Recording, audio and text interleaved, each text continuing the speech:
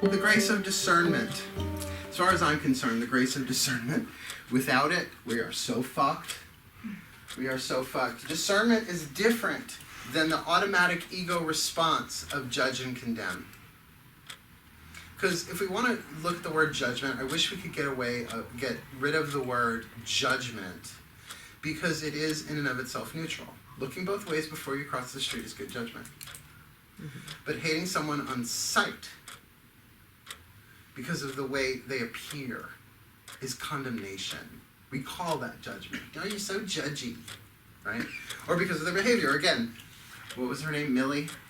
The receptionist? That we did? Yeah, fuck you, Millie. And that horse that you killed that you rode in on, right? So, discernment, the ability to discern. Now, it's an interesting word because you can have a discerning palate. I have a discerning palate with wine. To discern, to be able to figure out what's that and what's that. Not here. To discern. It's an aspect of survival intuition. Have you ever known you were being lied to? Regardless of what conditions were going on. You just had, people say, I don't know, I just had this feeling, bless you, that I was being lied to. That something was off. Oh, you all know when something's off. You may not want to know. Push it down, push it down, push it down, push it down. Repress for success. That's what we were all raised with. That's very Western. Push it down, push it down, push it down, push it down. Don't want to know, don't want to know. And then later when it's revealed, you go, I knew it! That the grace of discernment is constant. Intuition is constant. Grace is constant. But if you are unaware of it, or are in, let's use that word we talked about before, denial of it. I don't want to know. I don't want to know. Push it under the water. I don't want to know that. I don't want to know that. I don't want to know that in this situation I feel like I'm 4 years old being yelled at, even though I'm an adult and I'm being yelled at. I don't want to know that this is triggering something within me. Again, the grace of understanding is good for that one too. That I'm carrying this cross I don't even know I'm carrying, right? Discernment is a function of intuition, and intuition is a survival skill at the foundation.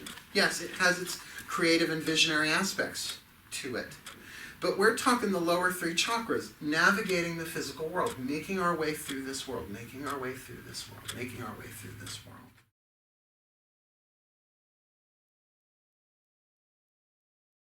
Now, I'm going to bring in intuition and self-esteem because we are talking about solar plexus. If you want to better estimate yourself, right, have a healthy estimation of yourself, pay attention to, listen to, and act on your intuition. If you want to develop your intuition, begin to estimate yourself, discern, how am I, isn't self-estimation then a process of discernment? How am I doing? How am I doing with this? How am I doing today? Not a judgment, right? Guilty or innocent. We're all innocent. We're all doing the best that we can.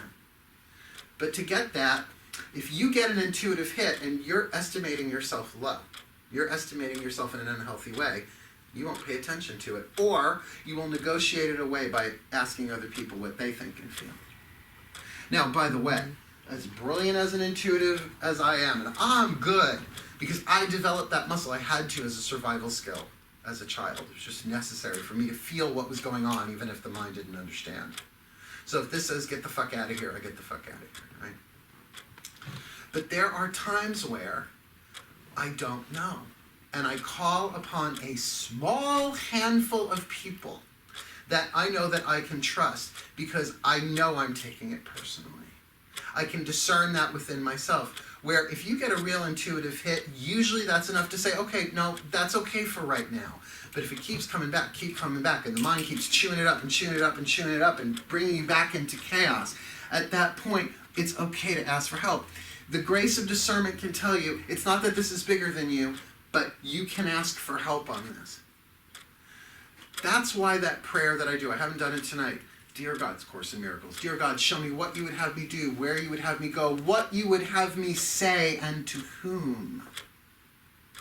Then I can discern when that person comes in or I walk into them that this is the person. This person has the piece of the puzzle. which is really hard to discern if you're dragging your ass. There's something about discernment that allows you to move a little bit quicker along the path. We've all done it where we've been in the car and we have a certain way that we drive to work and something says, go that way. And if you don't, you're sitting in traffic because there was an accident, right? Like, that's how minute. But as small as that example is, remember when we're talking about grace, the paradox is tiny things are great, big, huge. But you may never know why. You may never know the reason why or the purpose behind it. So discernment is key.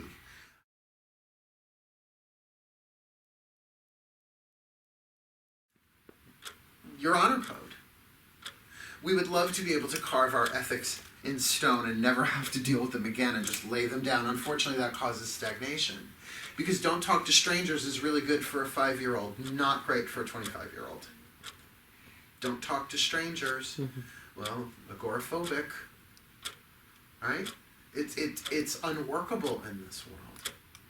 And particularly, I always have to go back to, there is so much spiritual information available now, more so than there ever was. And so much of it is illusion-based. But if you are in need, when ye are in dire need, hearken not to others' greed. Wiccan Reed Poetic Version. When you're in pain and in suffering, that's when you really need the grace of discernment, that you don't get talked into some snake oil or a cult. A space C-U-L-T, not O-C-C-U-L-T. When there are so many lies in the air, like germs in the air, like fog. Grant me the grace of discernment just to navigate through this next half hour. Just to get me through this conversation. I will tell you this, if you really are going to integrate these graces into your day-to-day life, be prepared to have spontaneous bathroom breaks. I gotta go. No one will stop you from going to the bathroom. Oh, I gotta pee. I'll be right back. Can we continue this in a moment? You go into that bathroom and go, okay, I don't even know what fucking grace I need. But now, I need it now. Because I can feel myself getting pulled into something that does not feel right. Now, when the gut goes, can you tell if it's an intuitive hit not to do something or if it's fear? They can feel an awful lot alike. All right? It's like the difference between jam and jelly. They're off. They can be feeling off. They can taste an awful lot alike, but they're not the same thing. Grant me the grace of discernment to know whether this is a fear I'm supposed to face and embrace, or if this is real guidance saying, don't do this. Now, there are certain things that we're hopefully will automatically say no to. Will you bump this person off for me? No. Oh, I have had clients say, could you get rid of this person for me? I'm like, exactly what do you mean by that? Are you saying that magical murder? And they go, well. I go, and I'm not going to teach you how to do it either. It's not great knowledge. That is a no. That's not because I'm afraid of murdering somebody with magic. It's personal ethic. That's honor code. Harm none. Look, not every witch does the Wiccan Reed. That's why it's the Wiccan Reed, not the witches Reed. I know some witches online that would, they could fuck you over with a paperclip. I am that well trained. But you see, that's the thing. You start studying quantum, you start studying mysticism, start dealing with actual spiritual truth. You're like, oh God, we're all one. Who am I poking with that paperclip? Me. Or am I afraid to let go of this person? That's a big one. I've had to let go of a lot of people this past couple of years. People that were very close to me. But you see, here's one of my ethics. I want to say this the right way. I will do everything I can within my power to help and to serve. But that's just within my power. I can't do everything. But I will do my best. But unapologetic toxicity, that's my line. If someone is now, this is how it is, and this is how I am, and I'm never going to change, it's like, oh, well, then I'm done. Because there are enough people in this world who actually want to heal and who are asking for help. Now you could say, and again, Course in Miracles does, what is not love is a call for love. Oh, I can love you and bless you with grace from a distance, from my home. Maybe I'll even point a crystal at you while I'm doing it and channel grace if I happen to be in the mood and I have one handy. But that, I have had to let go of someone that I have loved for 20 years, may never see him again. Not because of what he did or is doing, but because this said, now you're not honoring yourself anymore. Now you are inducing suffering. That was a moment of discernment. And guess when that happened? Last week? Right as I went from mercy and piety, into understanding and discernment. And it hit me. And today, it's so funny. Discernment and grace and guidance is an interesting thing. Because I was driving from Bayshore back to Holbrook, and I just turned on the radio. Since you've been gone, I can breathe for the first time. I'm so moving on. Yeah. And I went, she's singing for me right now. Unconditional love doesn't mean I don't honor myself, doesn't mean I don't honor my honor code, but that takes discernment. Because the mind alone, have you noticed, will get you coming and going. So it'll think you into doing it, and then you do it, and then it'll think you out of that you shouldn't have done it. Like, I'm in an uncomfortable situation. My mind says, we should get the fuck out of here. Get the fuck out of there on the way home. It's like, you really should have stayed there. It's not your friend, the mind. That's why trying to heal the mind with the mind. Do you see why these graces, bypass all of that? It's asking for a power, a love, and a wisdom beyond this world. In other words, it doesn't care about politics. Do you know grace will work just as much for Republicans as it will for Democrats?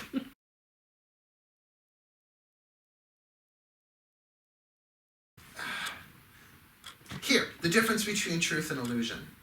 The truth is you can't really fuck it up down here. Right? Think about the things we think of as fuck-ups in this world. Financial ruin, breakups, losing a job, illness. Prison. That's bad, though. Well, but down here, that's a judgment. There are people who have found enlightenment in prison. The books are out there. Not everybody. That you can't judge two different curriculums, highly individualized curriculums, right? But from the soul's perspective, the soul knows, oh, honey, you were an iguana 10,000 years ago. You're doing fine. Because it exists outside of time. There are those, and I do believe them, that say all of our lives, past, present, future, are happening simultaneously because time is an illusion. Like on a DVD, a Blu-ray, let's update it, on a Blu-ray. Isn't the whole fucking movie on there? But you watch it linearly. Well, what if this has already been filmed? What if this is, as they say, already in the can? But we're in a holographic version of it, where every time you say no, another stream breaks off and says yes. Over and over and over, infinite variety, infinite probability. So you can't really fuck it up if all of the knowledge and wisdom and peace and grace is in the soul anyway. What if the ultimate state of enlightenment is the removal of all blocks to grace, and you end up exactly as you were before you started incarnating? Now, the first thing that springs to my mind is, well, that was a fucking waste of time. Except there is no time. That's where these graces are coming from, the eternal. That's why they don't discern or judge who's worthy or not. All you got to do is ask. It's like having a storehouse of prayer and grace. I just want you to find your PIN code to it. I want you to find your keys and the keys to the kingdom.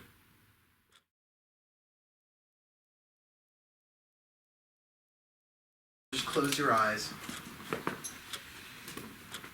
Breathe a little.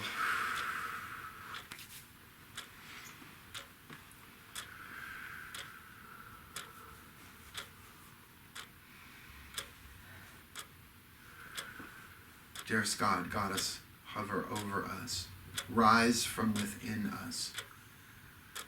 Allow the divine child that we truly are beyond all other identifications, all other masks, rise up into our awareness, that we may experience the grace of discernment, that we may see through innocent eyes, but not naive ones, that we may know the true from the false and the truth from the illusion, that we may navigate our way through this world, and even in this moment begin our practice. As we now call to mind a person or a situation of which we are unsure of. And we will use the mind to select out of the infinite variety and shape of life this one person or situation. Whatever rises up is the right one for now. And as I focus my awareness into my stomach, my solar plexus, asking for this grace of discernment, I bring this person or place or situation to mind.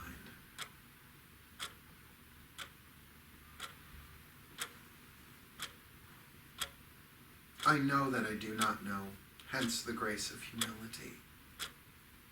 But now I ask for the grace of discernment.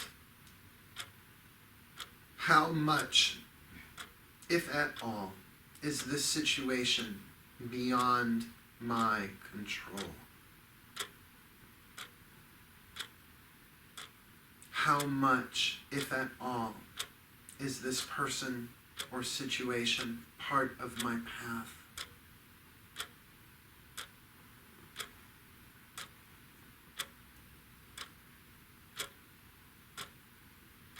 Grant me the grace of discernment, step by step, breath by breath, moment by moment, to do what is necessary for me to do, to honor myself, my boundaries, my honor code, that I may heal, that I may grow, that I may evolve, that I may fulfill whatever contract I made concerning this person or this situation. For I would rather know. Not the reason why things happen, not the human machinations, but a glimpse of the divine plan so that I can take a step forward or back wisely. That I may come from a place of understanding from my soul. That I may come from a place of power, not power over, but soul power, self-empowerment, capital S empowerment. That whether I take one step further, one step back, dive in, or retreat, grant me the grace of discernment to do it wisely and well, and to release attachment to the outcome, because that doesn't matter. That's the future. The grace of discernment is about right now. Hold on or let go. But I ask for these graces, both discernment and understanding. Because if I'm to know what is important and what's not, my own evolution is more important. My own integrity is more important. The health of my soul, the continuation of my path, my walking in a field of grace is way more important than how this situation may play out in the illusion of physical form.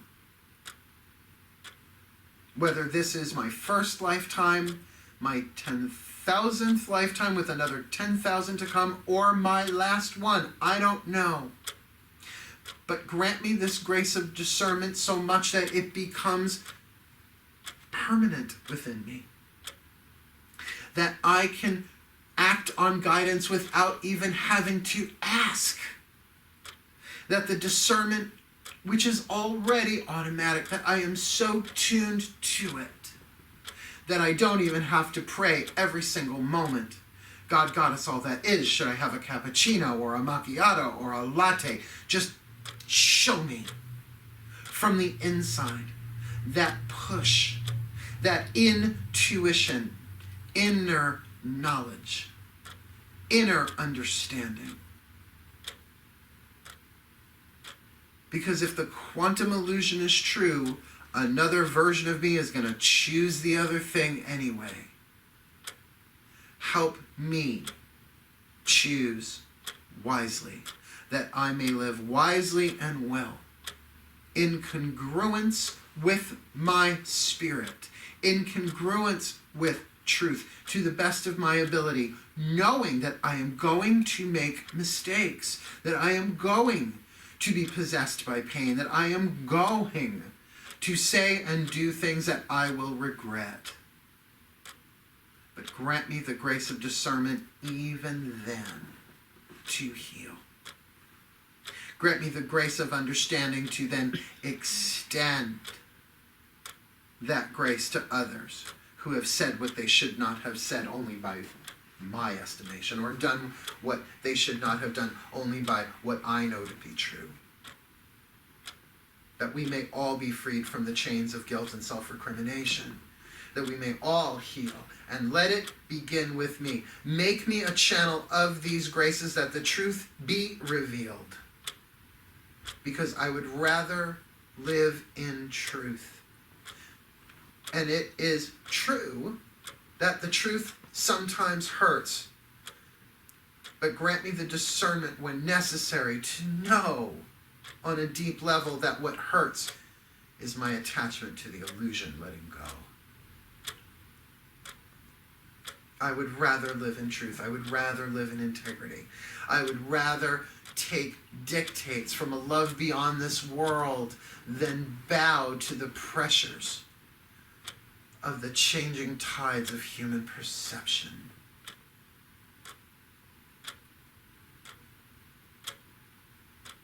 And now I release this person, this situation, to their highest good and their greatest joy. May both of our lives now be blessed with the highest good manifest, known and unknown, seen or unseen.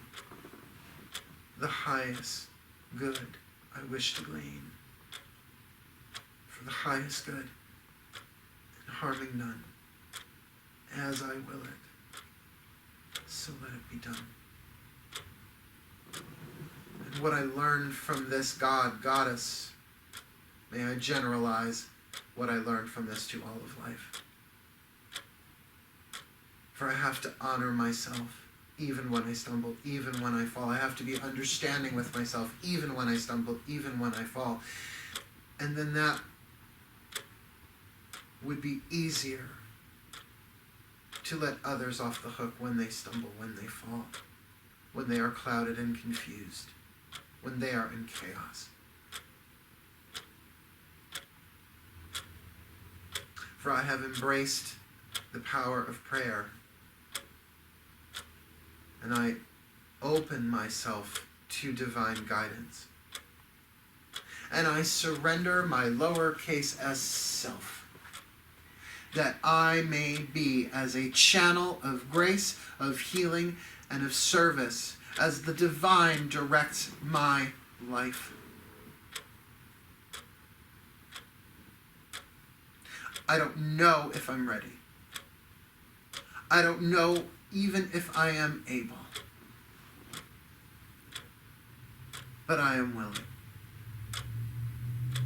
I am willing for the grace of understanding to become permanent within me. For the grace of discernment to become permanent within me. That humility, hope, endurance, reverence, kindness, piety, mercy, all of the graces, known and unknown, become permanent, because they already are. I'm just peeling away that which is not real, but appears startlingly real. Help me. Help me, help them. Help me, help you, help me. Thank you. Thank Thank you.